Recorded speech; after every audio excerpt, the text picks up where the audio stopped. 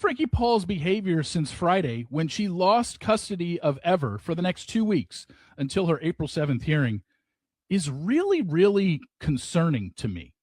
Now, I know Taylor has taken to social media and said, what am I supposed to do? Stare at a wall? No, nobody's saying you have to stare at a wall, but maybe considering you will not be able to see your son until April 7th, it just seems like she's not taking this as seriously as she should. I don't know who's in charge of her PR, but they're not doing a really good job right now. The women on this season, none of them have come out and defended her. Taylor Frankie Paul is going on Harry Jowsey's Instagram story and saying, have I out-crazied the Harry Jowsey? What is she doing here? Is this trying to gain her sympathy? Because when I look at the situation from afar, and we know that a judge came down on Friday and said no parental contact until her hearing on April 7th. She has lost custody of her child until April 7th. And then on April 7th, we have no idea what's going to happen then, other than she's going to be able to present her case and see what a judge will say in return. But I don't understand this social media presence right now for somebody that's in the position that she's in right now. Just lay low. You don't have to say anything. I know your brand is, hey, I've got no filter. Hey, I say what's on my mind. And I, warts and all, everybody sees every part of me. Yeah, maybe up until this point. But now, in the situation that you're in, maybe you back off it a little bit, because this isn't doing you any good.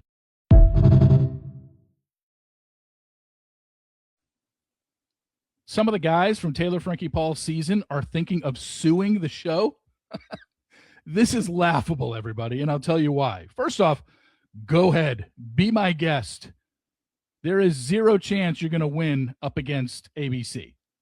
But in case you haven't actually looked at your contract, maybe you should, because I have, and I have it right here.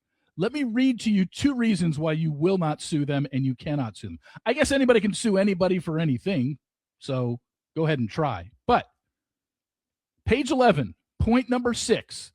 First point I want to make. It says specifically, producers shall have no obligation to produce or exhibit the series or to use or otherwise exploit the results and proceeds of my participation in the series. They don't have any obligation to air this show. So if you're like, but we wasted our time, we took our time off work to go film a show and now you're not going to air it. Yeah, they don't have to. They have no obligation to air it. So there goes that out the window. And then the other ones that I'm hearing are saying, well, you put us in dangerous working conditions by not vetting your lead. Page 28 of your contract, paragraph C. This is a little bit longer. Bear with me. No representations or warranties from producer. I understand that producer makes no representation or warranty whatsoever with respect to the character, background, physical health, mental or emotional health of any series contestants or others series participants, and that producer is under no obligation to investigate the background, physical health, or mental health of anyone with whom I come in contact during production of the series, or their career, financial history, education, or medical, emotional, physical, or personal history. Basically, they're saying they're not making any promises of anybody that you come in contact with on that show. So yeah, go ahead, guys. Try and sue this show. You're going to go up against ABC and Disney? Really? You, Joe Blow, a regular contestant who voluntarily went on the show knowing you wouldn't get paid, and you also knew for 6 weeks before you left for filming who the Bachelorette was. I don't know. Maybe do some research on your own. What's hilarious here is, and very ironic, is all these guys were promoting the season up until Thursday when it was canceled. And now they're like, oh, you put us in terrible working conditions. Good luck. You guys have no chance.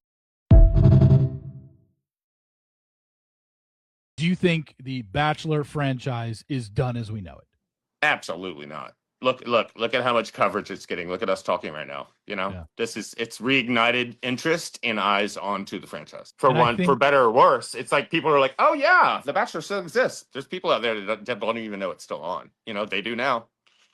And they want to see what's happening. What are they going to do next? How do they come out of this, or how do they top what they just tried? Or, you know what I mean? Like, I think people are going to get back into it. And Bachelor Nation is so loyal.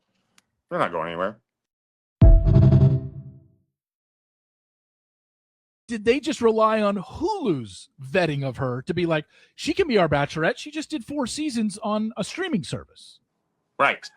So they either went into it in one of two ways. ABC said, Taylor, is there anything we need to know, like you just said, that could harm, our franchise or cast you in a negative light? Or they knew and said, Taylor, how are we going to address this when this arises, if it does? Or do you think that it's behind you? Which I think it's choice B. They knew what was happening, so they're just going to have a plan. Like I said earlier, that the Bachelor producers are probably saying, you just need to own it and say that that's your past, and you're moving on, and exactly what you need in your life to find love and be in a great place is the Bachelorette. Public service announcement for Bachelor Nation. I wanted to get this preemptive action out there today because I know what's coming tomorrow. Hell, there's already an AI video out there of Taylor Frankie Paul's final episode and her presenting the final rose and the guy rejecting it and then her hitting him with a chair. Oh, that's so funny. According to my records, the last time an April Fool's joke was successfully executed and was actually funny, I believe was 1984. But I'm telling you right now, Bachelor Nation, do not fall for it tomorrow.